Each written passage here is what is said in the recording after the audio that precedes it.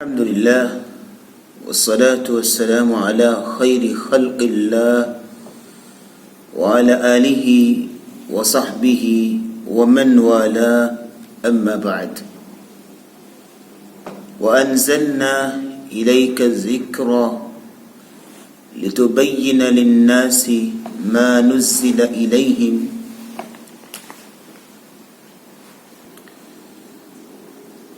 سابقہ درس میں اس میں ہم قرآن مجید کی ترکیب و تقسیم کے حوالے سے گفتگو کر رہے تھے۔ قرآن مجید کی ترکیب و تقسیم، اس کے ضمن میں ہم نے قرآن مجید کی آیات کے حوالے سے تفصیلی گفتگو کی اور پھر رکوعوں کے حوالے سے اور سورتوں کے حوالے سے ان ڈیٹیل ہم نے گفتگو کی۔ سورتوں کی مختلف اعتبارات سے اقسام کو بھی ہم نے بیان کیا۔ اب آج کی اس مجلس میں اور آج کے اس لیکچر میں ہم اسی بات کو آگے کنٹینیو کرتے ہیں کہ قرآن مجید کی ترکیب و تقسیم جو چل رہی تھی اور اسی بات کو آج ہم آگے لے کے چلتے ہیں۔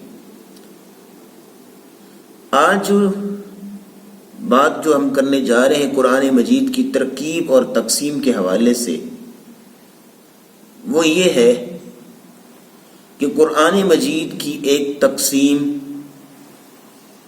یہ بھی ہے جس کو حزب اور منزل بولتے ہیں۔ یہ تقسیم بھی دور صحابہ میں تھی، تو جب چونکہ دور صحابہ میں یہ تقسیم موجود تھی تو یہ یقینی بات ہے کہ آپ صلی اللہ علیہ وسلم نے بتائی ہوگی۔ قرآن مجید کی یہ تقسیم اس انداز سے ہے کہ 7 حصوں میں تقسیم کیا گیا ہے، 7 منزل اور 7 حزب بنائے گئے ہیں قرآن مجید کی۔ اور یہ معلوم ہوتا ہے اس مقصد کے لیے بنائے گئے ہیں کہ اگر کوئی آدمی ایک ہفتے میں 7 دنوں میں قرآن مجید کی تلاوت مکمل کرنا چاہتا ہے تو اس تقسیم اور اس ترتیب کے مطابق کر لے، اس کا 7 دنوں میں قرآن مکمل ہو جائے گا۔ اور یہ تقسیم انتہائی خوبصورت ہے، اس کے اندر ایک معنوی حسن موجود ہے۔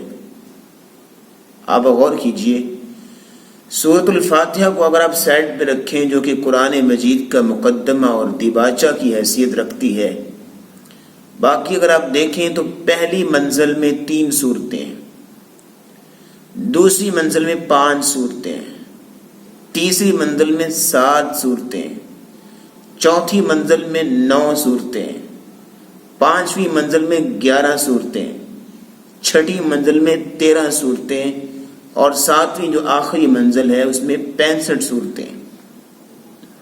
اور یہ ترتیب ایسی نہیں ہے کہ 7 برابر حصوں میں پیجز کو تقسیم کر دو، نہیں، بلکہ یہ تقسیم اس انداز سے ہے کہ معنوی خوبصورتی اور معنوی حسن اس کے اندر رکھا گیا ہے۔ اب اس سے اگلی چلیے، قرآن مجید کی منزل اور حزب کی تقسیم کے بعد ایک اور تقسیم ہے اجزاء اور پاروں کی تقسیم، کہ قرآن مجید کو 30 پاروں میں ڈیوائڈ کیا گیا۔ اب یہ جو تقسیم ہے یہ دور صحابہ میں نہیں تھی، آپ صلی اللہ علیہ وسلم کے زمانے میں نہیں تھی، توقیفی نہیں ہے۔ اور یہی وجہ ہے کہ اس کے اندر اگر آپ غور سے ان میں دیکھیں تو بہت ساری آپ کو خامیاں نظر آئیں گی، قباحتیں نظر آئیں گی۔ یہ جو پاروں کی تقسیم ہے، کئی علماء تو اس تقسیم کو مانتے نہیں ہیں۔ کیوں؟ اس کی وجہ یہ ہے کہ اس کے اندر صورتوں کی فصیل کو اور صورتوں کی جو حد بندی اور باؤنڈری تھی اس کو توڑا گیا ہے۔ اب سورۃ الحجر کو دیکھیے، اس کی ایک آیت، پہلی آیت جو ہے وہ 13ویں پارے کے اندر ہے، باقی ساری سورت 14ویں پارے کے اندر ہے۔ اسی طرح دوسری کئی صورتیں ہیں، تھوڑا سا حصہ ایک پارے میں، باقی سارا حصہ دوسرے پارے اگلے پارے میں۔ صورتوں کی فصیل کو توڑا گیا ہے۔ اب یہ تقسیم جو پاروں کی تقسیم ہے کس نے کی ہے، کب ہوئی ہے اس کے بارے میں کسی کو علم نہیں ہے. بس یہ کہا جاتا ہے کہ کافی دیر سے یہ چلی آ رہی تھی، لیکن یہ معلوم ہوتا ہے اس کا مقصد یہ تھا کہ اگر کوئی آدمی 30 دنوں میں ایک مہینے میں قرآن مجید کی تلاوت مکمل کرنا چاہتا ہے تو اس تقسیم کے مطابق کر لے.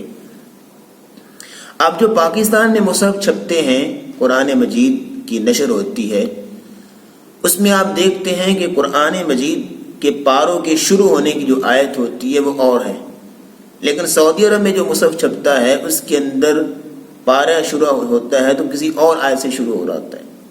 یہ اختلاف کیوں ہے؟ کیونکہ یہ چیز توقیفی نہیں ہے، یہ پاروں کی تقسیم. اس کے بعد اگلی بات آپ سمجھیے پاروں کی تقسیم کے حوالے سے، کہ پاروں کو پھر آگے 4 حصوں میں تقسیم کیا گیا، جس کا پہلا نام الربع، النصف دوسرا نام، اور تیسرا نام الثلاثہ، اور پھر چوتھے پہ ختم کر دیا گیا. یہ پاروں کو 4 حصوں میں ڈیوائڈ کیا گیا. یہ چند باتیں تھیں قرآن مجید کی ترکیب و تقسیم کے حوالے سے. اب اگلی بات سمجھیے، قرآن مجید کے اعراب، حرکات و سکنات کے حوالے سے.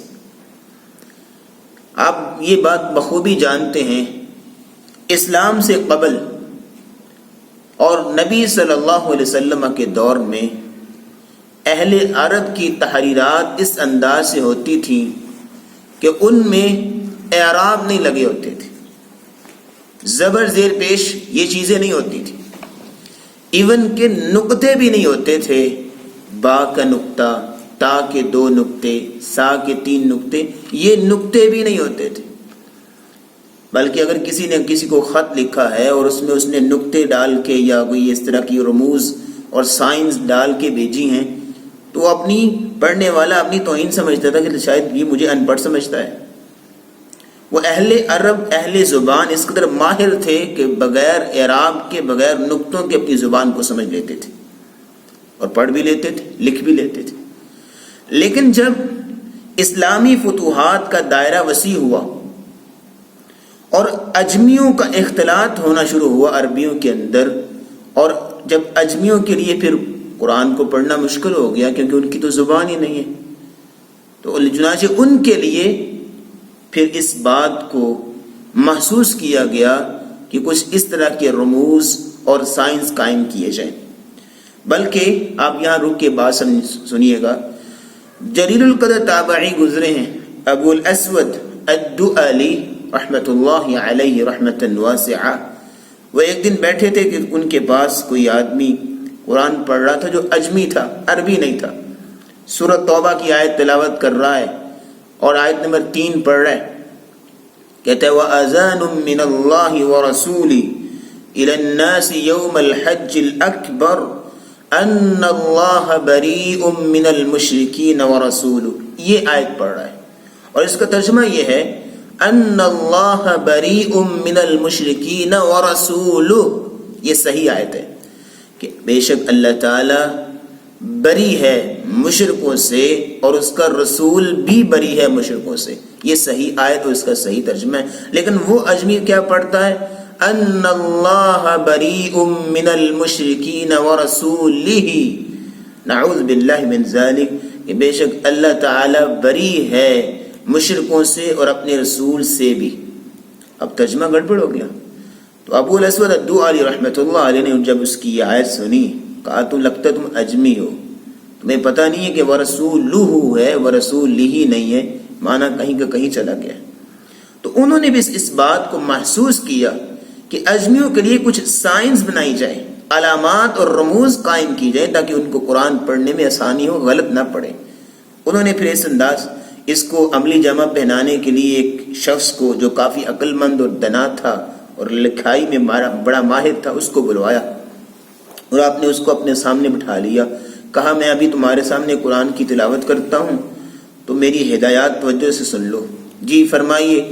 کہا میں جب حرف کو ادا کرتے ہوئے اپنے ہونٹوں کو اوپر کی طرف کروں تو تم نے حرف کے اوپر ایک نقطہ ڈالنا ہے اور یہ زبر کی علامت ہوگا.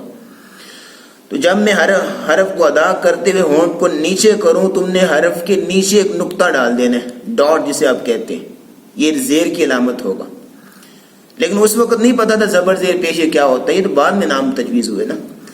تو انہوں نے کہا جب میں کسی حرف کو ادا کرتے ہوئے ہونٹوں کو گول کروں، تم نے حرف کے سامنے ایک نقطہ ڈال دینا ہے۔ اس نے ہدایات کو قبول کیا، جی ٹھیک ہے۔ ابو الاسد دوالی بیٹھ کے تلاوت شروع کر دی، سورۃ الفاتحہ پڑھ رہے ہیں اور بڑی ٹھہر ٹھہر کے اور آہستہ آہستہ الحمد للہ رب العالمین۔ اب آپ دیکھیے جب زبر پڑھی جا رہی ہے ہونٹ اوپر جاتے ہیں، زیر پڑھی جا رہی ہے ہونٹ نیچے جاتے ہیں، اور جب پیش ہوتی ہے ہونٹ گول ہوتے ہیں، تو اس نے پھر اسی ہدایت کے مطابق ڈاٹ ڈالنے شروع کر دیے، تو ایک آسانی ہوگی لوگوں کے لیے پڑھنے میں۔ تو اسی کے مطابق جو ہے وہ پورے قرآن میں صرف جو آج آپ کے سامنے زبر زیر پیش کی صورت میں ہے، وہاں اس وقت صرف ڈاٹ ہوتے تھے۔ لیکن ایک اور دور اور آیا کہ جو عبد الملک بن مروان خلیفہ تھا، جو اس کا دور حکومت آیا، تو اس کے دور حکومت میں ایک اور مسئلہ کھڑا ہو گیا۔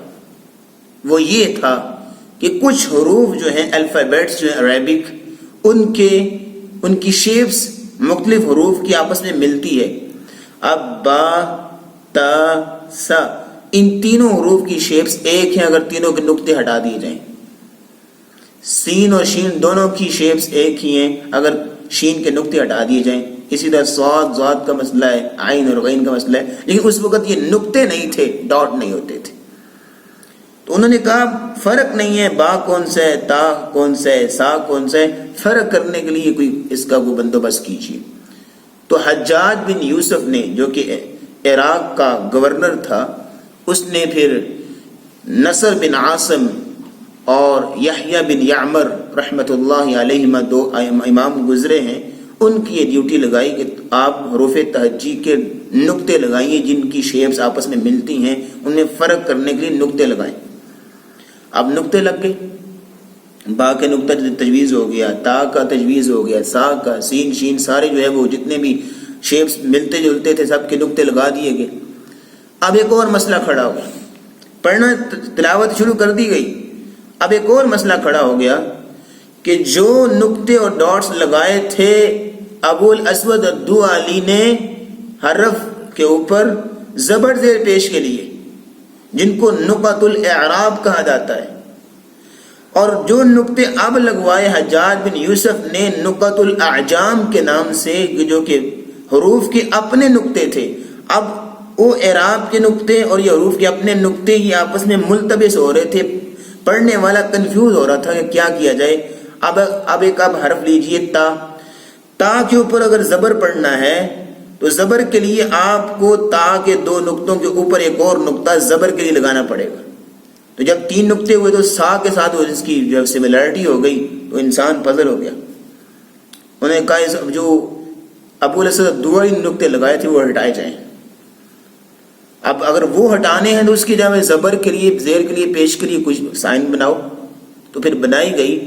نصر بن عاصم نے اور یحییٰ بن یعمر دونوں ائمہ نے مل کے پھر علی جو ہے وہ زبر کے لیے ترچھا الف بنایا، یہ سائن قائم کیا کہ زبر کے لیے ترچھا الف ہوگا حرف کے اوپر، زیر کے لیے یہی ترچھا الف جو ہے وہ حرف کے نیچے ہوگا، اور پیش چونکہ واو کے مشابہ ہوتی ہے اس لیے پیش کے لیے الٹی واو جو ہے وہ سمال سی چھوٹی سی بنا دی گئی۔ لیکن اگر آگے چلتے جائیں تو پھر خلیل بن احمد فراہیری جیسے جو گرامر کے ماہر تھے، انہوں نے پھر سکون کی علامت، شد کی علامت، مد کی علامت، اور چھوٹی مد، بڑی مد، اس طرح آگے چلتے جائیں تو آئمہ آتے گئے تو جدت آتی گئی اور اس میں جو ہے وہ رموز و اوقاف آتے گئے۔ لیکن یہاں رک کے ایک بات سمجھیے گا، یہ ایک بہت کافی لمبی ڈیٹیل ہے، اور اس علم کا نام ہے قرآن مجید کے علوم میں سے ایک علم ہے علم الضبط والرسم۔ یہ بہت لمبا جو ہے وہ ٹاپک ہے، یہاں ہم چونکہ اتنی ڈیٹیل کے لیے وقت نہیں ہے کہ یہاں گفتگو کی جائے۔ ہم انشاءاللہ کوشش کریں گے کہ کسی دن ایک مکمل لیکچر جو ہے صرف اسی بات پہ ہو کہ قرآن مجید کا رسم شروع میں کیسا تھا، آخر میں اب تک کیسا ہوا، اور اس کا ضبط کیسا ہے، اس کا اسٹائل آف فونٹ اور اسٹائل آف رائٹنگ کیسا ہے، وہ ساری انشاءاللہ ہم ایک جو ہے مکمل لیکچر میں ہم ایک دن جو ہے گفتگو کریں گے۔ آج صرف تعارف کے لیے اتنا ہی کافی ہے کہ قرآن مجید کے جو سائن ہیں، علامتیں ہیں، وہ پہلے کیسے تھیں اور بعد میں پھر کیسے قائم کی گئی۔ اب اگلی بات اس حوالے سے یہ ہے کہ قرآن مجید کی جب کوئی انسان تلاوت کر رہا ہے، اب تلاوت کرتے ہوئے ہر زبان کا ایک اپنا اسلوب ہوتا ہے، اس کا انداز ہوتا ہے۔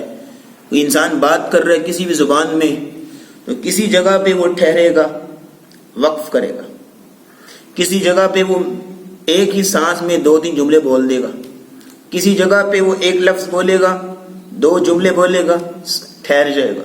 یہ عربی زبان کی بھی اور خصوصاً قرآن مجید کا بھی یہ ایک اسلوب ہے کہ اس کو بھی تلاوت کرتے ہوئے، اس کو پڑھتے ہوئے بعض جگہوں پہ لازمی آپ کو ٹھہرنا پڑنا ہے اور بعض جگہوں پہ لازمی طور پہ آپ کو ملانا ہے، جو ہے وہ ٹھہرنا نہیں۔ اس کو علماء کی زبان میں وقف ٹھہرنے کو اور وصل کہتے ہیں ملانے کو۔ آپ کے سامنے ایک مثال رکھتا ہوں، سمجھ لیجئے۔ آپ کی اردو کی زبان میں ایک لفظ بولا جاتا ہے، اٹھو مت بیٹھو۔ اگر آپ اسی طرح کسی کو کہیں گے اٹھو مت بیٹھو، اب کسی کو سمجھ نہیں آئے گی آپ کیا کہنا چاہ رہے ہیں جب تک آپ سانس نہیں لیں گے کسی جملے کے بعد۔ اگر آپ کہتے ہیں اٹھو مت بیٹھو، اس کو سمجھ آ گئی کہ بیٹھنا نہیں اٹھنا ہے۔ لیکن اگر آپ کہتے ہیں اٹھو مت بیٹھو، اس کا مطلب ہے کہ اٹھنا نہیں ہے، بیٹھنا ہے۔ تو آپ نے سانس لیا کسی جملے کے آگے پیچھے ہو کے تو سمجھنے والے کو سمجھ آ گئی، لیکن اگر آپ سانس نہیں لیتے ویسے ہی کہہ دیتے اٹھو مت بیٹھو تو اس کو سمجھ نہیں آئے گی۔ اسی طرح ایک اور مثال لے لیجئے، صحیح مسلم کی روایت ہے، اس میں آتا ہے وَمَن يُطِعِ اللَّهَ وَرَسُولَهُ فَقَدْ رَشَدَ وَمَن يَعْصِهِمَا فَقَدْ غَوَىٰ۔ یہ 2 سنٹینس ہیں۔ مَن يُطِعِ اللَّهَ وَرَسُولَهُ فَقَدْ رَشَدَ، جس نے اللہ اور اس کے رسول کی اطاعت کی، فقد رشد، وہ ہدایت یافتہ ہو گیا۔ اور آگے ہے وَمَن يَعْصِهِمَا فَقَدْ غَوَىٰ، جس نے ان کی نافرمانی کی وہ گمراہ ہو گیا۔ اور ایک خطیب صاحب پڑھ رہے تھے، نبی صلی اللہ علیہ وسلم نے جب اس سے سنا تو وہ پڑھ رہا تھا مَن يُطِعِ اللَّهَ وَرَسُولَهُ فَقَدْ رَشَدَ وَمَن يَعْصِهِمَا۔ مطلب کیا ہے کہ جس آدمی نے اللہ اور اس کے رسول کی اطاعت کی، فقد رشد، وہ کامیاب ہو گیا، وَمَن يَعْصِهِمَا، جو نافرمان ہے وہ بھی کامیاب ہو گیا۔ اب اسے چاہیے تھا وَمَن يَعْصِهِمَا سے پہلے رک جاتا، کیونکہ وَمَن يَعْصِهِمَا کا تعلق اگلے کے ساتھ ہے، پچھلے کے ساتھ نہیں ہے۔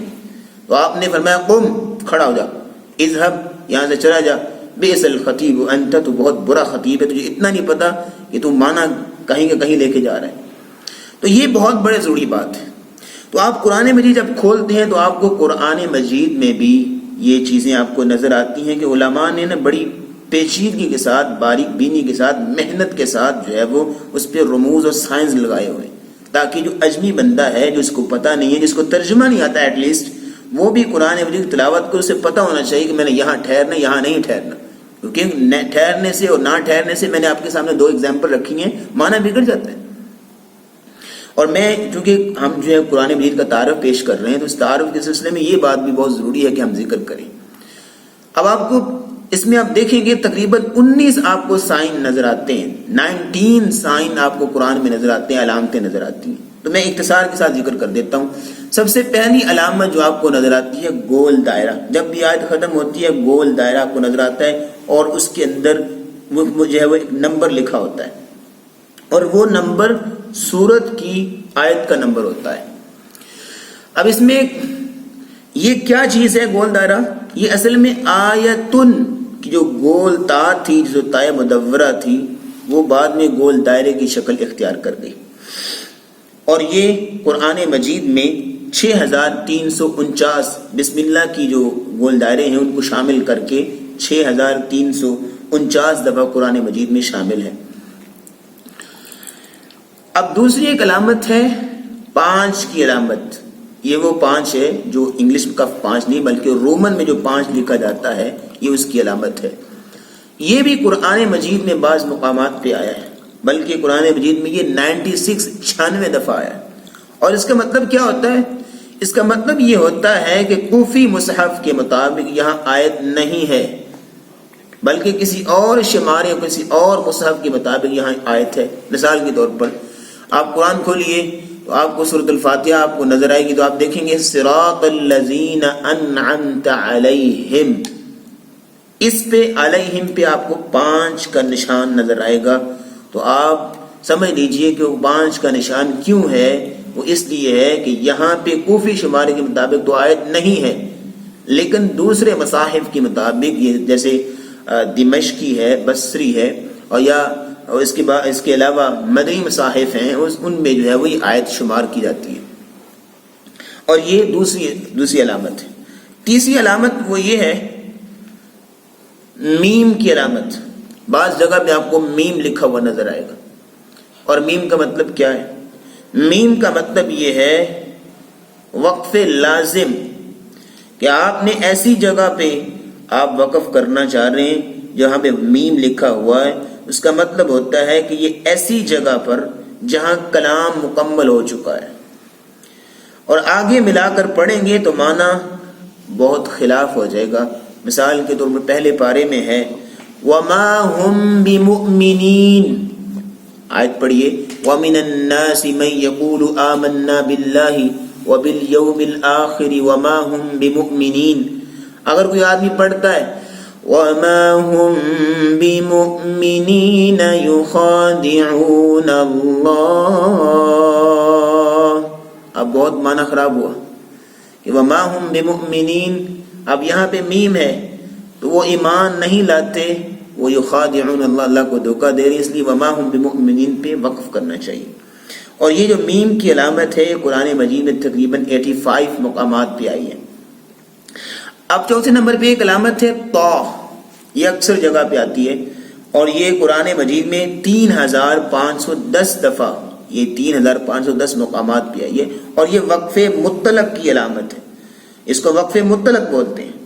اور یہ ایسی جگہ پہ ہوتا ہے جہاں کلام تو مکمل ہو جاتا ہے، لیکن اگر آپ ملا کے بھی پڑھ لیں گے تو معنی خراب نہیں ہوگا. جیسے ختم اللہ علی قلوبہم وعلی سمعہم، اب یہاں پہ طا ہے، وقف مطلق ہے. اگر آپ ملا کے پڑھ لیتے ہیں تو کوئی مسئلہ نہیں. ختم اللہ علی قلوبہم وعلی سمعہم وعلی ابصارہم غشاوہ.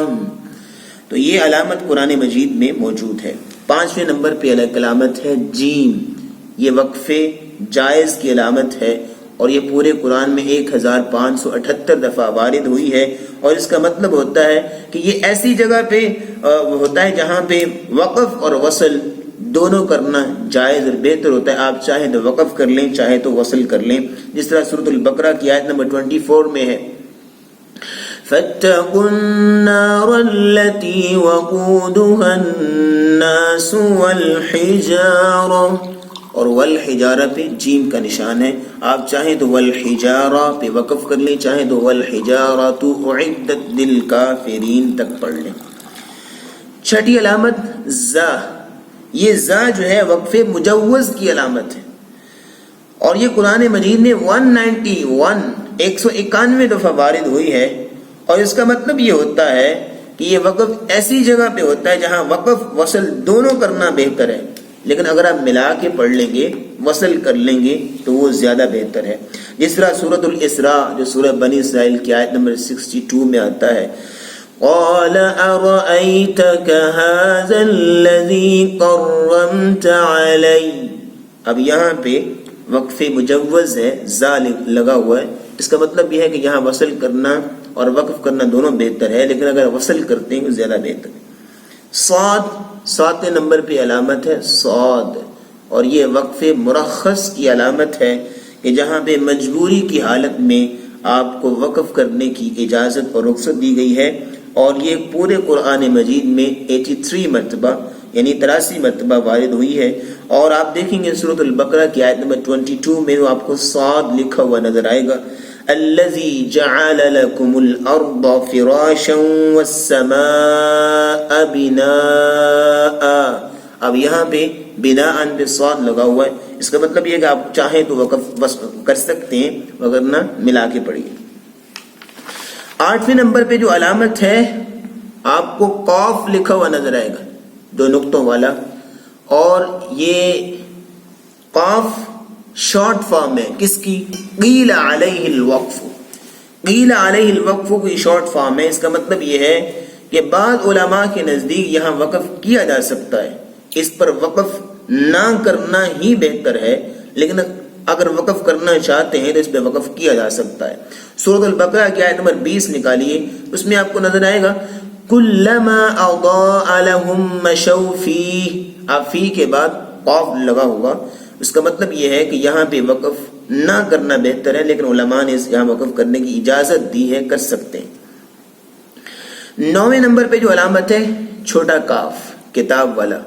اب اس کا جو مطلب ہوتا ہے کذالک، یہ کذالک کا شارٹ فارم ہے، اور یہ علامت جو ہے وہ پرانے مصحف میں جو ہوا کرتی تھی، آج جو جدید مصاحف آ چکے ہیں ان میں یہ علامت نظر نہیں آتی، اب اس کا استعمال نہیں ہوتا. لیکن اس کا مطلب سمجھ لیجئے، اس کا مطلب یہ ہوتا تھا کہ کذالک اسی طرح. مطلب کیا ہے کہ اس سے قبل جو علامت گزری ہے، جو اس کا حکم تھا وہی حکم یہاں پہ ہونا ہے. اس لیے کذالک ڈال دیا جاتا ہے کہ جو پہلے علامت گزری ہے جو وہاں پہ کرنا ہے وہی یہاں پہ کرنا ہے، تو کذالک. لیکن یہ آج کل کے مصاحف میں یہ علامت بالکل بھی استعمال نہیں ہو رہی، یہ پرانے مصاحف میں استعمال ہوتی تھی. 10ویں نمبر پہ ایک علامت ہے قف، قاف فا ملا کے لکھا ہوتا ہے، قاف قف، اور اس کی علامت یہ اصل میں تھا قد یوقف علیہ. یہ شارٹ فارم ہے، قد یوقف علیہ کو شارٹ کر کے قف ڈال دیا گیا ہے، اور اس مقام پہ مجبوری کی حالت میں وقف کیا جا سکتا ہے، لیکن جان بوجھ کے وقف کرنا بہتر نہیں ہے. مثال کے طور پہ سورۃ قاف جب شروع کریں تو وہاں پہ قاف والقرآن المجید. اب یہاں قاف کے بعد لکھا ہوتا ہے قف، یعنی قد یوقف علیہ، تو یہاں مجبوری کی حالت میں وقف کیا جا سکتا ہے، لیکن جان بوجھ کے وقف کرنا درست نہیں ہے. 11ویں نمبر پہ ایک علامت ہے صل. اب صل کا شارٹ فارم ہے قد یوصل علیہ، اس کا شارٹ فارم صل ہے. اس کا مطلب ہے کہ یہاں وصل کرنا بہتر ہے. اور 12ویں نمبر پہ ایک علامت استعمال ہوتی ہے جو کہ دارالسلام نے جو کہ چھاپا ہے قرآن المعلم التجوید، اس کے اندر یہ علامت استعمال کافی زیادہ ہے، سلی. یہ 12ویں نمبر پہ، اور یہ سلی کا مطلب ہوتا ہے الوصل اولا، یعنی ملانا بہتر ہے. اس موقع پر وصل کرنا، ملا کے پڑھنا بہتر ہے، لیکن اگر وقف کر لیا جائے تو درست ہے، کوئی حرج نہیں ہے. اور ایک اور علامت وہ استعمال کرتے ہیں دارالسلام والے، قلی.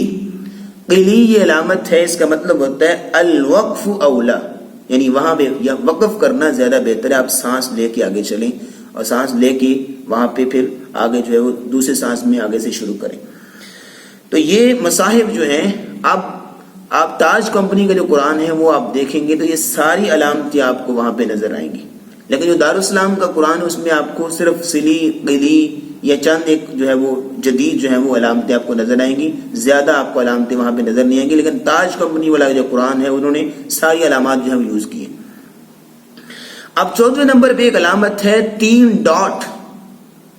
3 ڈاٹ ڈال دی جاتے ہیں 2 جگہ پہ، ایک آیت کے ایک حصے میں اور چند الفاظ کے بعد دوسرے حصے میں 3 ڈاٹ ہوتے ہیں. اس کو وقف معان کا بولتے ہیں. اب اس کا مطلب کیا ہوتا ہے؟ اس کا مطلب یہ ہوتا ہے کہ جن 2 جگہوں پہ 3 ڈاٹ لگے ہوئے ہیں ان میں سے کسی ایک جگہ پہ وقف کر لیں اور دوسری جگہ پہ ملا لیں. مثال سمجھیے گا، سورۃ البقرہ کے شروع میں آپ پڑھیں الف لام میم ذالک الکتاب لا ریب فیہ ہدی للمتقین. اگر آپ قرآن کھولیں تو آپ کو نظر آئے گا فی، لا ریب فی جو ہے، اس فی کے اس سائڈ پہ بھی پہلے بھی 3 ڈاٹ لگے ہوئے ہیں اور فی کے بعد بھی 3 ڈاٹ لگے ہوئے ہیں. اب اس کا مطلب کیا ہے؟ اس کا مطلب یہ ہے کہ یا تو آپ ایسا کریں لا ریب فی پڑھ لیں یا فی ہی ہدی للمتقین پڑھ لیں. یعنی فی کو یا پہلے کے ساتھ ملا لیں سانس میں یا دوسرے کے ساتھ ملا لیں. یہ نہیں ہے کہ آپ جو ہے وہ لا ریب سانس لے کے فی سانس لے کے ہدی للمتقین، وہ تو کل معلقہ ہو جائے گا، فی درمیان میں لٹک جائے گا، اس کا معنی سمجھ نہیں آئے گا. تو یہ وقف معانقہ کی علامت ہوتی ہے، تو اس کو جو ہے وہ اس پہ توجہ کرنی چاہیے. اور اس قرآن مجید میں یہ بارہا جو ہے وہ بیان ہوا ہے. اللہ رب العزت نے جب ایسی باتیں قرآن مجید میں نازل کی ہیں کہ جن آیات کا مطلب پہلے حصے کے ساتھ بھی ہے دوسرے حصے کے ساتھ بھی ہے، تو وہاں پہ علماء علامت ڈالتے ہیں۔ 15ویں نمبر پہ ایک علامت ہے لا۔ یہ لا لگا ہوتا ہے، لکھا ہوتا ہے، اس کا مطلب ہے لا وقف علیہ، یہاں وقف نہیں ہوگا۔ اگر کوئی وقف کر بھی لیتا ہے تو اس کو پھر پیچھے سے لے کے آنا پڑے گا، وہاں سے آگے نہیں چلنا، یہ جو آگے چلنا درست نہیں ہے۔ 16ویں نمبر پہ ایک علامت ہے وقف النبی۔ ایک جگہ پہ لکھا ہوتا ہے قرآن میں وقف النبی، اور اس کا مطلب یہ ہے کہ جہاں نبی کریم صلی اللہ علیہ وسلم نے جو ہے وہ وقف کیا تھا، یہ وہ علامت ہے۔ جیسے آپ دیکھیں گے سورۃ البقرہ کی آیت نمبر 148 ہے، وہاں پہ آپ کو نظر آئے گا وَلِكُلٍّ وِجْهَةٌ هُوَ مُوَلِّيهَا فَاسْتَبِقُوا الْخَيْرَاتِ، یہاں پہ وقف النبی ہے۔ 17 نمبر پہ 17ویں نمبر پہ ایک علامت ہے وقف جبریل، جس کو وقف منزل بھی کہا جاتا ہے، اور یہ وقف جبریل سے مراد یہ ہے کہ نزول قرآن کے وقت جہاں جہاں پہ جبریل علیہ السلام نے وقف کیا تھا، یہ وہاں پہ جو ہے وہ علامت ڈال دی جاتی ہے کہ یہاں پہ جبریل علیہ السلام نے وقف کیا تھا، اور یہ پورے قرآن مجید میں تقریباً 13 مقامات پہ آیا ہے۔ مثال کے طور پہ سورہ آل عمران کی آیت نمبر 94 میں ہے فَمَنِ افْتَرَى عَلَى اللَّهِ الْكَذِبَ مِن بَعْدِ ذَلِكَ فَأُولَئِكَ هُمُ الظَّالِمُونَ، اب یہاں پہ وقف جبریل ہے۔ 18واں اور سیکنڈ لاسٹ جو ہے وقف کی علامت، وہ ہے وقف غفران۔ یہ ایسا وقف ہے، ایسی جگہ پہ لکھا جاتا ہے جہاں پہ اگر کوئی آدمی تلاوت کرتے ہوئے رک کے جو بھی دعا مانگے اس کی دعا قبول کی جاتی ہے۔ یہ اس کا مقصد یہ ہوتا ہے کہ وہاں رک کے عام آدمی کو بتایا جائے کہ یہاں تم سانس لے کے رکو اور دعا کرو، کیونکہ یہاں پہ دعا جو کرتا ہے اس کی دعا قبول ہوتی ہے۔ مثال کے طور پہ سورۃ الانعام کی آیت نمبر 36 میں آتا ہے انما یستجیب الذین یسمعون، اب یہاں پہ وقف غفران ہے، کوئی آدمی تلاوت کر رہے ہیں یہاں رک کے دعا کرے۔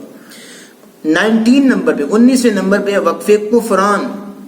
یہ وقف کفران ایسی جگہ پہ لکھا ہوتا ہے جہاں پہ اگر کوئی آدمی وقف کر لے یا کوئی اس طرح کر کے پڑھ لے تو اس کا پھر معنی خراب ہو جاتا ہے، بلکہ کفریہ کلمہ بھی اس کے منہ سے نکل پڑتا ہے، اس لیے وہاں پہ وقف نہیں کرنا چاہیے، وقف کفران ہوتا ہے۔ تو یہ 19 علامتیں تھیں جو قرآن مجید میں اوقاف کے لیے لگائی گئی کہ جو انسان تلاوت کر رہا ہے اجمی ہے، اس کو ترجمہ بھی نہیں آتا، وہ تلاوت کرتے ہوئے کہیں ایسی غلطیاں نہ کر جائے کہ اس کی زبان سے کفری کلمات صادر ہو جائیں۔ پھر علماء نے محنت کر کے علامات وضع کی ہیں، اور پھر ان علامات کو قرآن مجید میں لگوایا گیا محنت کے ساتھ، اور پھر ان علامات کا مطلب اور مقصد کیا ہے آپ ڈیٹیل کے ساتھ سن۔ 14ویں نمبر پہ جو قرآن مجید کے تعارف کے ضمن میں ہم بات شروع کرنا چاہ رہے ہیں وہ یہ ہے قرآن مجید کی قراءات۔ یہ ایک ان نون چیپٹر بن چکا ہے اب، کہ اس کو کوئی سمجھنے کے لیے، جاننے کے لیے اور اس پہ ایمان لانے کے لیے بھی بعض لوگ جو ہیں وہ مانتے نہیں ہیں کہ قرآن مجید کی متعدد قراءات ہیں۔ اب قراءات کیا ہیں، ان کا کیا مطلب ہے اور کیا چیز ہے، اس کے بارے میں توجہ سنیے گا۔ اس کے ضمن میں پہلے آپ جو ہے وہ 4 احادیث ملاحظہ فرمائیں۔ سب سے پہلی حدیث جو صحیح بخاری کی روایت ہے 4991 نمبر ہے حدیث کا، عبداللہ بن عباس رضی اللہ تعالی عنہ روایت کرتے ہیں رسول اللہ صلی اللہ علیہ وسلم نے فرمایا اقرأنی جبریل علی حرف، آپ نے فرمایا کہ جبریل میرے پاس آئے اور انہوں نے مجھے ایک حرف پر، ایک قرات پہ مجھے قرآن مجید پڑھایا۔ فراجعته فلم ازل استزيده ويزيدني حتى انتهى الى 7 احرف، انہوں نے ایک حرف پہ قرآن پڑھایا لیکن میں مزید کا مطالبہ کرتا رہا کہ مجھے مزید حروف پہ قرآن پڑھنے کی اجازت دی جائے، میں مطالبہ کرتا رہا حتی انتہا الی 7 احرف، یہاں تک کہ مجھے اجازت دے دی گئی ایک ایک کر کے کہ میں 7 حروف پہ قرآن مجید پڑھ سکوں۔ یہ پہلی حدیث آپ نے ملاحظہ کی۔ دوسری روایت جو کہ صحیح بخاری ہی کی حدیث ہے 2419، عمر بن خطاب رضی اللہ تعالی عنہ بیان کرتے ہیں، کہتے ہیں سمعت هشام بن حکیم بن حزام یقرأ سورۃ الفرقان فی حیات رسول اللہ صلی اللہ علیہ وسلم۔ عمر بن خطاب کہتے ہیں میں نے نبی صلی اللہ علیہ وسلم کے زمانے میں سنا، کس کو؟ ہشام بن حکیم بن حزام کو۔ وہ ایک دن جماعت کرا رہے تھے تو سورۃ الفرقان کی تلاوت کر رہے تھے نماز کے اندر، تو کہتے ہیں فاستمعت لقراءته فاذا هو يقرأ على حروف كثيرة لم يقرئنيها رسول اللہ صلی اللہ علیہ وسلم۔ کہتے ہیں فاستمعت لقراءته، میں بڑی توجہ سے، باب استفعال کا صیغہ ہے فاستمعت، میں بڑی توجہ کے ساتھ جو ہے وہ قرات سن رہا تھا، بڑے کان لگا کے جو ہے قرات ان کی سن رہا تھا۔ تو کیا کر رہے تھے؟ وہ ایسے الفاظ پہ قرآن پڑھ رہے تھے کہ وہ الفاظ میں نے رسول اللہ صلی اللہ علیہ وسلم سے نہیں سنے تھے۔ کہتے ہیں مجھے بڑا نماز کے اندر ناگوار محسوس ہو رہا تھا اور غصہ آ رہا تھا، تو کہتے ہیں میں فقدت اساورہ فی الصلاۃ، میں قریب تھا کہ میں نماز کے اندر ہی ان کو پکڑ لیتا اس غصے سے کہ تم قرآن کس طرح پڑھ رہے ہو، اس طرح تو نبی صلی اللہ علیہ وسلم نے ہمیں پڑھایا ہی نہیں ہے۔ لیکن کہتے ہیں فتصبرت، میں نے بڑی مشکل سے صبر کیا، تکلف کے ساتھ میں نے اپنے آپ کو روکے رکھا اور صبر کیا، حتی سلم، یہاں تک کہ انہوں نے نماز سے سلام پھیرا۔ تو جو ہی انہوں نے سلام پھیرا میں فوراً ان کی طرف لپکا، فلببتہ بردائہ، ان کے گلے میں چادر تھی تو میں نے ان کی چادر سے پکڑ لیا اور بل دے کے چادر کو اچھے طریقے سے مضبوطی سے پکڑ لیا، اور میں نے پھر پوچھا فقلت من اقراک هذه السورة التي سمعتك تقرأ، یہ سورت تجھے کس نے پڑھائی ہے جو میں نے ابھی تم سے سن رہا تھا؟ انہوں نے کہا رسول اللہ صلی اللہ علیہ وسلم نے، مجھے آپ نے پڑھائی۔ کہا کذبت، تم جھوٹ بول رہے ہو، آپ نے ہمیں ایسے اس انداز سے یا ان الفاظ سے جس طرح تم پڑھ رہے تھے ہمیں یہ سورت پڑھائی نہیں ہے۔ تو کہتے ہیں مجھے رسول اللہ نے پڑھائی ہے۔ عمر رضی اللہ تعالیٰ نے کیا کیا، ان کو ان کی اسی چادر سے پکڑا جو گلے میں تھی اور بل دیا ہوا تھا، اور گھسیٹتے ہوئے پیچھے کھینچتے ہوئے رسول اللہ صلی اللہ علیہ وسلم کے پاس لے گئے اور جا کے پیش کیا، یا رسول اللہ دیکھیں یہ سورۃ الفرقان تلاوت کر رہے تھے اور ایسے ایسے پڑھ رہے تھے، حالانکہ ہم نے ایسے پڑھے سیکھا ہی نہیں ہے۔ تو نبی صلی اللہ علیہ وسلم نے دونوں کو سامنے بٹھا لیا، کہا ہشام آپ پڑھیے۔ تو ہشام رضی اللہ تعالیٰ عنہ نے اسی الفاظ کے ساتھ اور اسی انداز کے ساتھ پڑھی جس طرح کی نماز میں پہلے پڑھ رہے تھے اور عمر رضی اللہ تعالیٰ نے سنا تھا، اسی طرح پڑھی۔ جب ہشام تلاوت کر کے ختم ہوئے تو آپ نے کہا کذالک انزلت، اسی طرح قرآن کا نزول ہوا ہے، عمر آپ پڑھیے۔ تو عمر رضی اللہ تعالیٰ نے اپنے انداز سے پڑھی جس طرح انہوں نے رسول اللہ سے سیکھی تھی۔ تو آپ صلی اللہ علیہ وسلم نے فرمایا کذالک انزلت، عمر ایسے ہی نازل ہوا ہے۔ اب دونوں کو آپ نے تصحیح کی کہ دونوں نے اچھا پڑھا ہے، صحیح پڑھا ہے۔ پھر آپ نے شک کو اور شبے کو دور کرنے کے لیے کہا ان ھذا القرآن انزل علی 7 احرف، یہ قرآن مجید 7 حروف پہ نازل ہوا ہے، فقرؤوا ما تیسر منہ، جتنا تمہیں میسر ہو اتنا، جس طرح تمہیں میسر ہو، آسان ہو، اس طرح پڑھ لیا کرو، یہ آپ صلی اللہ علیہ وسلم نے فرمایا۔ اب دیکھیں وہ انسان پڑھتا ہے قل اعوذ برب الناس ملک الناس، آپ دنیا کے کسی اور کونے میں آپ چلے جائیں وہاں پہ آپ کو نظر آئے گا قل اعوذ برب الناس ملک الناس۔ آپ جو پاکستان کا رہنے والا یا کوئی اس طرح کے علاقے میں رہنے والا وہ تعجب کرے گا کہ کس طرح پڑھ رہا ہے۔ اب اسی طرح آپ سن لیجئے عبس وتولى ان جاءه الاعمى، اگر کوئی روایت خلف پڑھتا ہوا نظر آیا آپ کو تو پڑھے گا عبس وتولى ان جاءه الاعمى۔ اب یہ الفاظ مختلف، اب جو سٹائل مختلف ہے، الفاظ تو ایک ہی لیکن سٹائل مختلف ہے۔ لیکن سورۃ الحجرات پڑھیے یا ایھا الذین آمنوا ان جاءکم فاسق بنبأ فتبینوا، یہ ایک قرات میں ہے، اور دوسری قرات میں ان جاءکم فاسق بنبأ فتثبتوا، الفاظ ہی مختلف ہو گئے۔ تو یہ اختلاف تو ہوگا، سننے والا تعجب تو کرے گا، تو اس لیے عمر رضی اللہ تعالیٰ نے تعجب کیا۔ اب تیسری روایت آپ یہ سنیے جو کہ صحیح مسلم کی حدیث ہے 821 نمبر، ابی بن کعب رضی اللہ تعالیٰ عنہ روایت کرتے ہیں نبی صلی اللہ علیہ وسلم نے فرمایا جبریل آپ صلی اللہ علیہ وسلم کے پاس تشریف لائے اور آ کے کہنے لگے یا رسول اللہ صلی اللہ علیہ وسلم ان اللہ یأمرک ان تقرئ امتک القرآن على حرف اے نبی صلی اللہ علیہ وسلم آپ اپنی امت کو ایک حرف پہ، ایک لغت پہ، ایک لہجے پہ قرآن پڑھائیے. تو آپ صلی اللہ علیہ وسلم نے فرمایا اسأل اللہ معافاتہ ومغفرتہ وان امتی لا تطیق بذلک، میں اللہ تعالیٰ سے مغفرت اور عافیت طلب کرتا ہوں، میری امت اس کی طاقت نہیں رکھتی. جبریل پھر آئے ان اللہ یأمرک ان تقرئ امتک القرآن علی حرفین، 2 حرف پہ پڑھیے. آپ نے وہی جواب دیا میری امت طاقت نہیں رکھتی. جبریل پھر آئے تیسری مرتبہ علی ثلاثین، 3 اب حکم دیا علی ثلاثۃ احرف، 3 حرف پہ قرآن پڑھی. آپ نے وہی جواب دیا وَإِنَّ أُمَّتِي لَا تُطِيقُ بِذَلِكَ، میری امت اس کی طاقت نہیں رکھتی.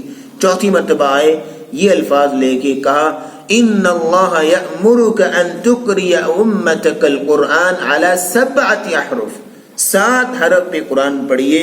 اور فَأَيُّمَا حَرْفٍ قَرَأُوا عَلَيْهِ فَقَدْ أَصَابُوا، کسی بھی حرف پہ، کسی بھی قرات پہ وہ قرآن پڑھیں گے تو اپنی مراد کو اور صحیح راستے کو حاصل کر لیں گے. آخری حدیث اس حوالے سے، چوتھی حدیث ہے سنن نسائی کی حدیث نمبر 941. آپ صلی اللہ علیہ وسلم نے فرمایا ان ھذا القرآن انزل علی 7 احرف، قرآن مجید 7 حروف پہ نازل ہوا ہے. اور کلھا شاف کاف، ہر حرف شافی اور کافی ہے، جو انسان جس انداز سے یا جس طریقے سے اس کو میسر ہو، آسان ہو، وہ پڑھ لے. لیکن اس کا یہ مطلب نہیں کہ اپنی مرضی سے جس طرح مرضی چاہے قرآن پڑھ لے، نہیں، انداز وہی جو منزل من اللہ ہے، طریقہ وہی جو رسول اللہ صلی اللہ علیہ وسلم نے بتایا ہے، لیکن سٹائل آف پروننسیشن 7 کر دیے گئے. 7 قرات پہ آپ قرآن پڑھ لیجئے آپ کو جس طرح میسر ہو. اب یہاں رک کے ایک اور بات سمجھیے گا. آپ نے 4 روایات ملاحظہ کی، چاروں کی چاروں احادیث میں آپ کو جو نظر آیا، سنا آپ نے، وہ 7 احرف، 7 حروف. یہ 7 احرف یا 7 حروف سے کیا مراد ہے؟ 7 حروف سے مطلب یہ ہے کیونکہ اس کے متعلق کوئی صحیح نص یا رسول اللہ صلی اللہ علیہ وسلم کی کوئی حدیث مروی نہیں ہے کہ جس کے اندر واضح بیان ہو کہ 7 حروف سے مراد یہ ہے. اس لیے پھر علماء نے مختلف طریقوں سے اس میں غور و خوض کیا اور اس میں توجہ کی. تو ان کو جو مطالب اور معانی اس میں نظر آئی وہ یہ تھے. سب سے پہلا مطلب اس کا یہ ہو سکتا ہے 7 احرف کا کہ قرآن مجید کی لغات، کہ قرآن مجید کو 7 لغتوں میں اور 7 لہجوں میں جو ہے وہ نازل کیا گیا. آپ دیکھتے ہیں کہ جیسے اردو زبان ہے، اب اردو زبان ہے لیکن اس کی مختلف علاقوں میں مختلف الفاظ ہیں. اردو کے اندر زبان اردو ہی ہے لیکن الفاظ مختلف ہو جاتے ہیں، لہجے مختلف ہو جاتے ہیں، سٹائل آف پروننسیشن جو بولنے کا انداز وہ مختلف ہو جاتا ہے. بلکہ بزرگ تو یہ کہتے ہیں کہ ہر 45 سے 50 میل میں بولی تبدیل ہو جاتی ہے. تو اس لیے عربی زبان بھی بڑی فصیح ترین ہے، اس کے اندر بھی 7 لغات ہیں. آپ انگلش کو لے لیجئے، اب انگلش میں ABC، اب اس کو آپ ABC بھی پڑھ سکتے ہیں. اسی طرح آپ Z کو Z بھی پڑھ سکتے ہیں، 2 طریقوں سے پڑھ جا سکتا ہے. D کو دا بھی پڑھ سکتے ہیں. اب یہ مختلف سٹائل آف پروننسیشن ہے، یہ ہر زبان میں ہوتا ہے. اسی طرح عربی میں بھی مختلف لغات ہیں، مختلف لہجات ہیں. مثال کے طور پر عربی کے اندر ایک لغت قریش ہے، لغت حذیل، لغت ثقیف، لغت کنانہ، لغت قبیلہ طے، اسی طرح لغت یمن، لغت بنی تمیم، مختلف متعدد ان کی لغات تھی. تو ہر لغت میں قرآن مجید کا نزول ہوا، کیونکہ پہلے قرآن مجید کا نزول ہوا تھا لغت قریش میں. آپ صلی اللہ علیہ وسلم قریشی تھے اور جب اسلام شروع تھا تو قرآن کا نزول ہوا تو جو لوگ تھے وہ مکے کے تھے اور جو قریشی لوگ تھے ان کی لغت میں قرآن نازل ہوا. لیکن جب اسلام پھیلا اور پھر جب آپ مدینہ ہجرت کر کے گئے تو مدینہ میں بھی پھر آپ صلی اللہ علیہ وسلم پہ قراءات کو زیادہ کر دیا گیا، کیونکہ وہاں پہ جب مختلف علاقوں کے لوگ تھے تو اتنی دور سے آنے والے جب وہ حضرات موجود تھے جو اسلام لے کے، تو ان سب کے لیے ایک زبان پہ ایک لغت پہ قرآن کو پڑھنا انتہائی مشکل تھا. تو ان کی آسانی کے لیے لغتوں کو جو ہے وہ وسیع کر دیا گیا. اب سبع احرف سے مراد 7 قراءات بھی لی جاتی ہیں. اب یہاں آ کے موضوع جو ہے وہ اپنی اصل حالت میں جا رہا ہے. 7 قراءات، سبع احرف سے مراد 7 قراءات میں قرآن مجید کا نزول ہوا. آپ کہیں پہ دیکھتے ہیں ایک قراءت میں ایک کلمہ یا ایک حرف پیش کے ساتھ پڑھا جا رہا ہے، دوسری قراءت میں وہی کلمہ زبر کے ساتھ پڑھا جا رہا ہے. پہلے پارے میں ہے وَلَا تُسْأَلُ عَنْ أَصْحَابِ الْجَحِيمِ، یہ ایک قراءت ہے، اور دوسری قراءت میں ہے وَلَا تَسْأَلْ عَنْ أَصْحَابِ الْجَحِيمِ. اب زبر پیش ڈیفرنس ہو گئے. اب اگلی بات، ایک جگہ پہ ایک سنٹینس جو ہے وہ غائب کے صیغے کے ساتھ ہے، اور وہی سنٹینس دوسری قراءت میں خطاب کے صیغے کے ساتھ ہے. مثال کے طور پر دوسرے پارے میں آتا ہے وَمَا اللَّهُ بِغَافِلٍ عَمَّا يَعْمَلُونَ، اور دوسری قراءت میں وَمَا اللَّهُ بِغَافِلٍ عَمَّا تَعْمَلُونَ. اب صیغہ خطاب اور صیغہ غائب ڈفرنس. ایک قراءت میں ایک حرف کو کم کر دیا گیا ہے اور دوسری قراءت میں وہیں پہ حرف کا اضافہ ہے. سورۃ توبہ میں آتا ہے وَأَعَدَّ لَهُمْ جَنَّاتٍ تَجْرِي تَحْتَهَا الْأَنْهَارُ، اب دوسری قراءت میں یہیں پہ ہے وَأَعَدَّ لَهُمْ جَنَّاتٍ تَجْرِي مِن تَحْتِهَا الْأَنْهَارُ. حروف کا اضافہ ہے، حروف کو جو ہے وہ کم اور زیادہ ہے. اور یہ اللہ رب العزت کی طرف سے 7 قراءات جو ہیں مروی ہیں. لیکن اس کا یہ مطلب نہیں ہے کہ قرآن مجید کے ہر حرف کے اندر 7 قراءات ہیں. اس کا مطلب یہ نہیں ہے، بلکہ مختلف کلمات میں مختلف قراءات ہیں.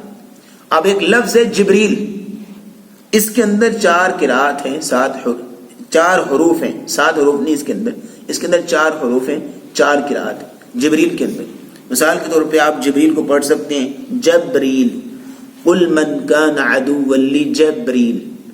اسی طرح جبرائیل، اور تیسرے نمبر پہ جبرائیل، چوتھے نمبر پہ جبریل. یہ 4 کلمات. ایک اور اسی طرح ایک کلمہ ہے جو کہ سورہ یوسف میں ہے وَرَاوَدَتْهُ الَّتِي هُوَ فِي بَيْتِهَا عَنْ نَفْسِهِ وَغَلَّقَتِ الْأَبْوَابَ وَقَالَتْ هَيْتُ لَكَ. اب یہاں پہ جو لفظ ہے ہیتو، اب اس کے اندر بھی 4 قراءات ہیں. ہیتو لک، ہیت لک، ہیت لک اور ہیت لک، یہ 4 طرح پڑھا جاتا ہے. لیکن قرآن مجید میں صرف واحد ایک لفظ ہے جس کے اندر 6 حروف پائے جاتے ہیں، 6 قراءات پائی جاتی ہیں. باقی کوئی حرف ایسا نہیں جس کے اندر 7 حروف پائے جاتے ہیں. 6 حروف. وہ کون سا کلمہ ہے؟ سورۃ الشعراء اور سورۃ اعراف میں بھی آیا ہے قالوا ارجہ واخاہ وابعث فی المدائن حاشرین. اب ارجہ کے اندر جو ہے وہ 6 قراءات پائی جاتی ہیں. اب یہاں پہ ڈیٹیل کا وقت نہیں ہے. قراءات کے اندر جو انتہائی موضوع بات اور انتہائی مناسب بات جو ہے یہاں پہ ذکر کرنے والی ہے، میں ذکر کر دیتا ہوں. قراءات کے اندر یہ سب عارف اور اس طرح کی چیزیں جو آپ سن چکے ہیں.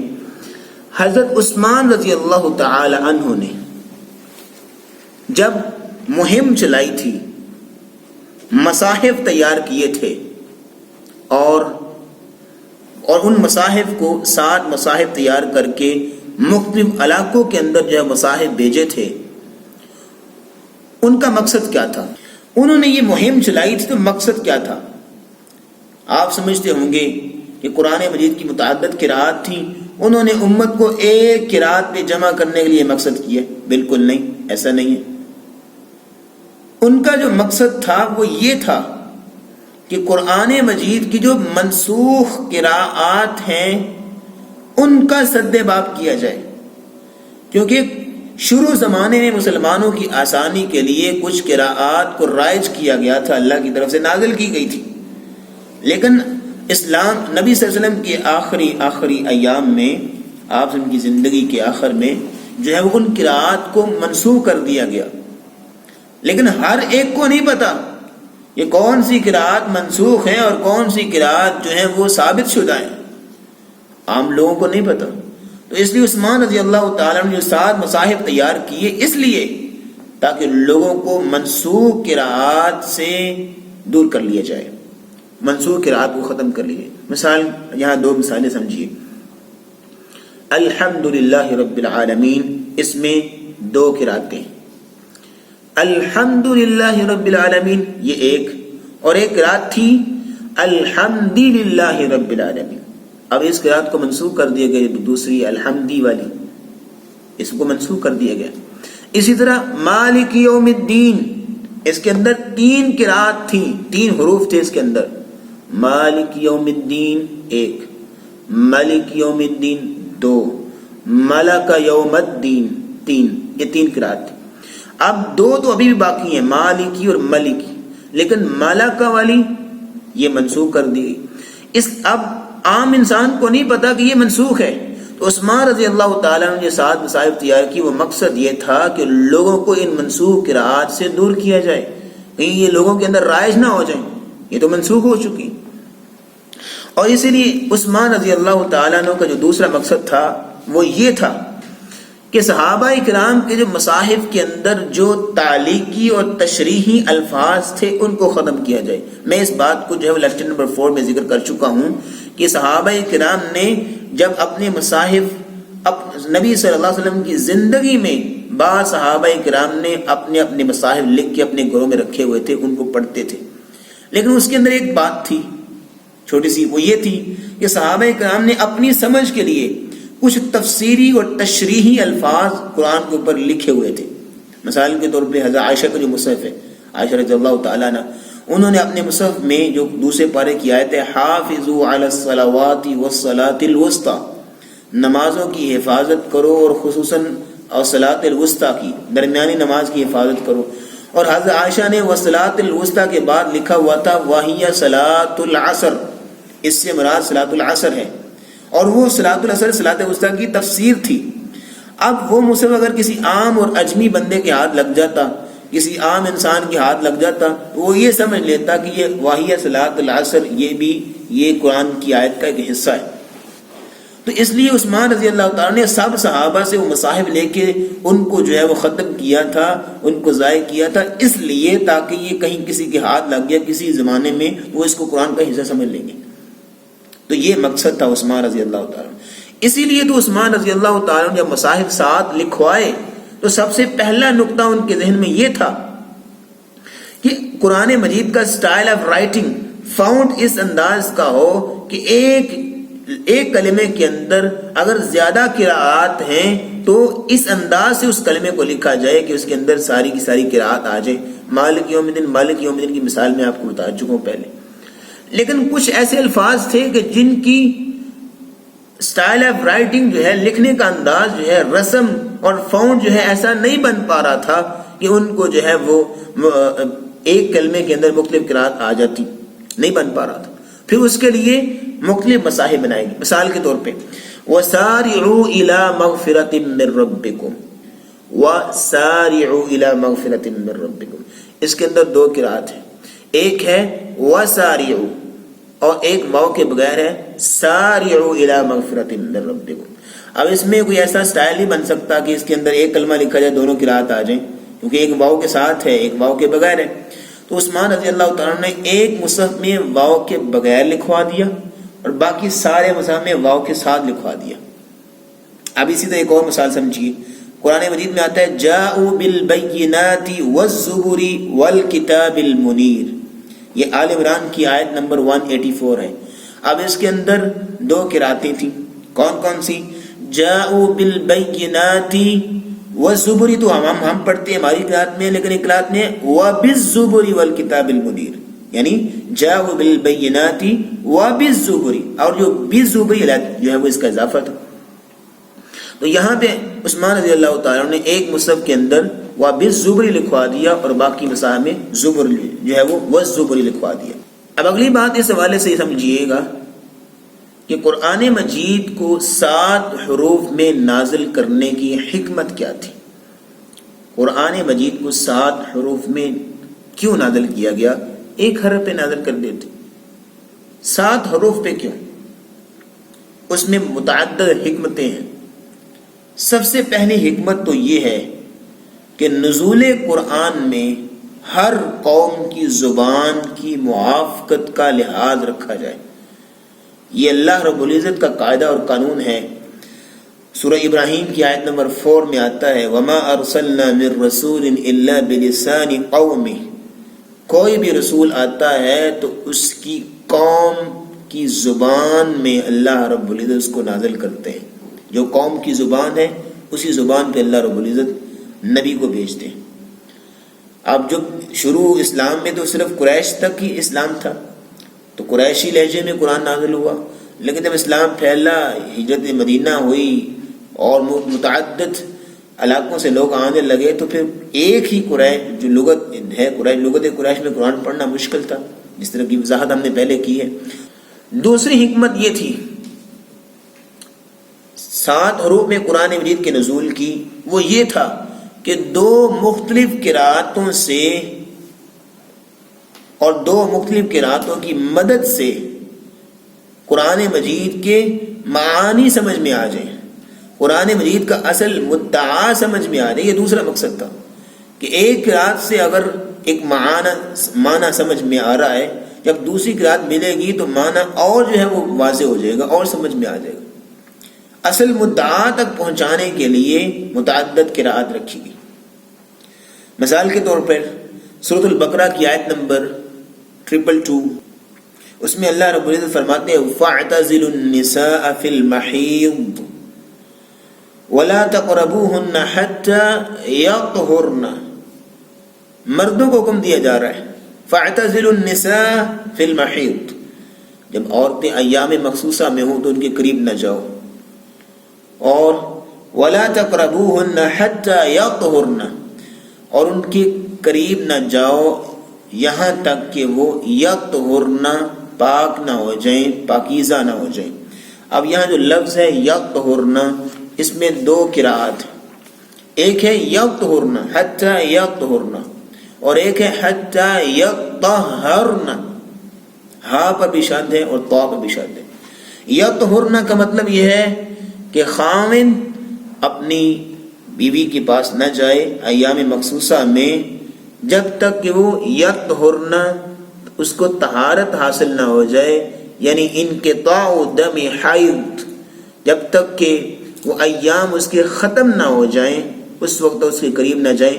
یہ ایک معنی ایک قرأت سے ہمیں حاصل ہو رہا ہے. ایک قرأت سے معنی کیا حاصل ہو رہا ہے کہ آپ وہ مرد اپنی بیوی کے اس وقت قریب نہ جائے جب تک کہ وہ طہارت حاصل نہ ہو جائے اسے، یعنی ایام مخصوصہ ختم نہ ہو جائیں. یہ ایک معنی ہمیں حاصل ہو رہا ہے. دوسری قرأت جب ہم نے پڑھی اور سمجھی اور اس میں ہے حتی یطہرن، جب تک ان کا طہارت میں مبالغہ نہ ہو جائے.